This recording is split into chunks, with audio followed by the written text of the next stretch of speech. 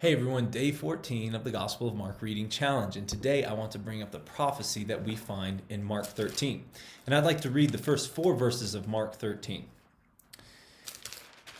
And as he came out of the temple, one of his disciples said to him, "Look, teacher, what wonderful stones and what wonderful buildings."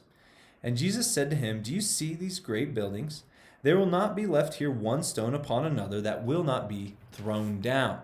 And as he sat on the Mount of Olives opposite the temple, Peter and James and John and Andrew asked him privately. They asked him this question: "Tell us, when will these things be? And what will be the sign when all these things are about to be accomplished?" And it's to this question that Jesus responds with a twofold prophecy, a two-part prophecy. The first part is the destruction of the temple. Jesus lays out the events and the descriptions and the signifiers of the destruction of the Jerusalem temple. And then he describes the coming of the Son of Man, the appearance of the Son of Man that will be in great power and glory. And after he lays out this prophecy, he lays out a timeline for these two parts. Well, I should say the second part, he doesn't lay out a timeline. But in the first part, the destruction of the temple, he says this. He says, "Truly I say to you, this generation will not pass away until all these things take place." Mark 13:30.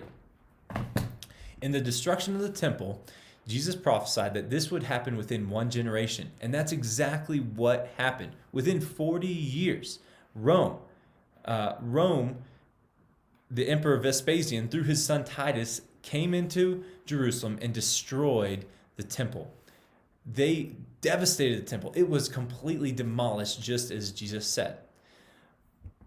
But in the part where Jesus prophesies about the coming of the Son of Man, Jesus does not offer a timeline. Instead, he says this: "But concerning that day or that hour, no one knows, not even the angels in heaven, nor the Son, but only the Father." Mark 13:32. Jesus does not offer even a hint of when the Son of Man will appear. But what he does offer is a parable that teaches his disciples, that includes you and me, about how to live knowing that the Son of Man will appear. And let's read that parable. It says this, Mark 13:34, "It is like a man going on a journey when he leaves home and puts his servants in charge, each with his own work. And he commands the doorkeeper to stay awake." So the first part is to work hard, to be concerned with the things of the kingdom, to be preaching the gospel and loving your neighbor and sharing the life of Christ, to be concerned with those things the master is concerned about.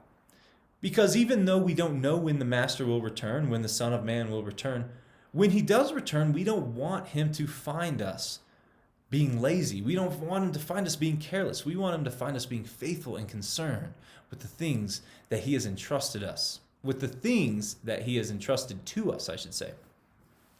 The other part is when Jesus says in the parable, the man commands the doorkeeper to stay awake. Stay awake, stay alert. Have the coming of Christ on your mind, in your heart. Be thinking about how glorious it will be, how fulfilling it will be, how it will be an answer to all of your hopes, so that when he does come, you will be among the first to bow your knee and to confess with your mouth that he is King of Kings and Lord of Lords. Amen and peace.